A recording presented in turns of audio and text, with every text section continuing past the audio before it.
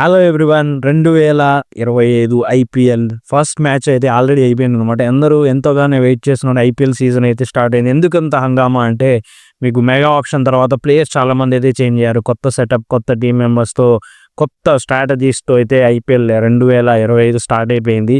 And first మ్యాచ్లో KKR and RCB అయితే తలపడ్డాయి. అది కూడా మోస్ట్ ఫేమస్ స్టేడియం ఈడెన్ గార్డెన్స్లో.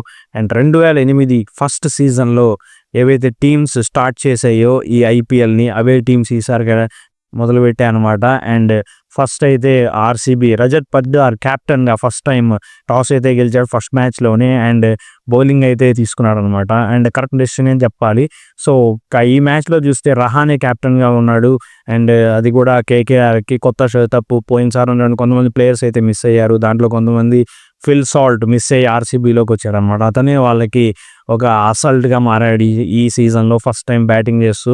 అండ్ ఇంకా మ్యాచ్ మొదటి నుంచి చూస్తే కనుక టాస్ ఓడిపోయి బ్యాటింగ్ వచ్చిన కేకేఆర్ అయితే మంచిగానే స్టార్ట్ చేసిందని చెప్పాలి. బట్ ఫస్ట్ ఓవర్లోనే ఒక క్యాచ్ మిస్, అది కూడా క్వింటన్ డికాక్ క్యాచ్ అయితే మిస్ చేశాడనమాట సుయాష్ శర్మ. బట్ హేజల్వుడ్ అద్భుతమైన బౌలింగ్ చేశాడని చెప్పాలి.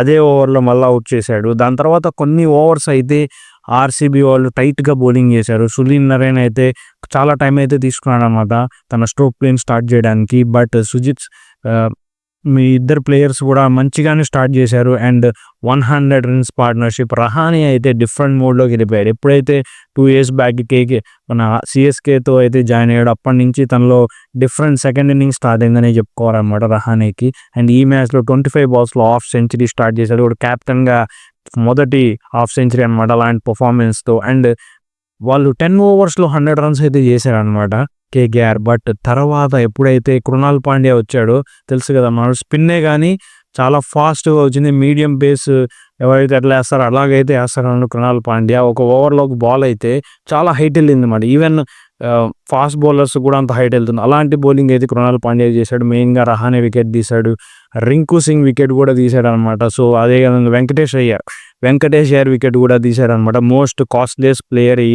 రెండు టీమ్స్లో కూడా. సో అతని వికెట్ కూడా తీశాడు. సో అక్కడి నుంచి కేకేఆర్ స్ట్రగుల్ అయితే వచ్చిందనమాట. ఒక మంచి పార్ట్నర్షిప్స్ అయితే రాలేదు వాళ్ళకి. మంచి బౌలింగ్తో కట్టడి చేశారని చెప్పుకోవాలి. నెక్స్ట్ 10 overs 74 runs అయితే చేశారు. అండ్ తర్వాత స్టార్ట్ అయింది ఆర్సీబీ బ్యాటింగ్. అందరూ ఎదురు చూస్తున్నారు కింగ్ కోహ్లీ ఎలా పర్ఫామ్ చేస్తాడు, తన ఛాంపియన్స్ ట్రోఫీ ఫామ్ని కంటిన్యూ చేస్తాడా లేదా అని చెప్పి. సో స్టార్టింగ్లోనే ఫిల్ సాల్ట్ అయితే అందుకున్నాడు అనమాట. మంచి పవర్ఫుల్ హిట్టింగ్తో అయితే 3rd overలోనే వరుణ్ చక్రవర్తి రావాల్సి వచ్చింది. సో అట్లాంటి ఇంపాక్ట్ని అయితే బ్లిస్టరింగ్ ఒక బ్యాటింగ్తో అయితే స్టార్ట్ చేశాడు. అండ్ వరుణ్ చక్రవర్తి ఫస్ట్ ఓవర్లోనే 20 runs అయితే ఇవ్వడు. ఎందుకంటే లాస్ట్ టైం కేకేఆర్కి ఆడాడు. సో వికెట్ బ్యాక్ సైడ్ నుంచి అతను గమనిస్తూనే ఉన్నాడు. నెట్స్లో కూడా ఆడాడు. సో అతను బౌలింగ్ ఎలా ఉంటుంది, సో ఎలాంటి స్ట్రాటజీతో అతను వస్తాడు, బౌలింగ్ అన్నీ తెలుసు ఫిల్ సాల్ట్కి. సో ఒక మంచి పర్ఫార్మెన్స్ అయితే ఇచ్చాడు. 25 balsలో అయితే హాఫ్ సెంచరీ చేశాడు. తర్వాత ఈవెన్ కింగ్ కోహ్లీ కూడా చూసారు 58 runs అయితే స్కోర్ చేశాడు. సో ఎక్కడైతే కేకేఆర్ ఫెయిల్ అయిందో 10 overs తర్వాత దాన్ని ఆర్సీబీ చేయలేదన్నమాట. 10 overs వాళ్ళకు కూడా ఒక 2 wickets అయితే పడ్డాయి. కానీ దాని తర్వాత వికెట్లు కోల్పోకుండా వచ్చిన బ్యాట్స్మెన్ అయితే కంటిన్యూ చేస్తూ, ముఖ్యంగా రజత్ పటిదార్ క్యాప్టెన్గా అయితే మంచి షాట్స్ ఆడాడు అనమాట.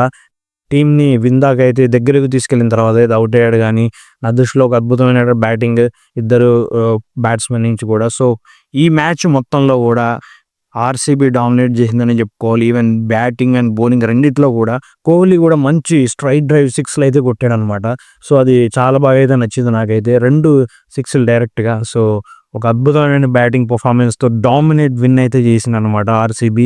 సో నెక్స్ట్ మ్యాచ్లో ఎలా కంటిన్యూ చేస్తారో లేదు చూద్దాం. అండ్ మీరు నా ఛానల్ ఫస్ట్ టైం సబ్స్క్రైబ్ చేసుకోండి. ఐపీఎల్ మొత్తం కూడా ప్రతి మ్యాచ్ గురించి నేను నా యొక్క వ్యూస్ అయితే ఇస్తాను. అదేవిధంగా మీరు ఏమనుకుంటున్నారు కామెంట్స్ తెలియజేయండి. నా ఛానల్ ఫస్ట్ టైం సబ్స్క్రైబ్ చేసుకోండి. Thank you so much. Good bye.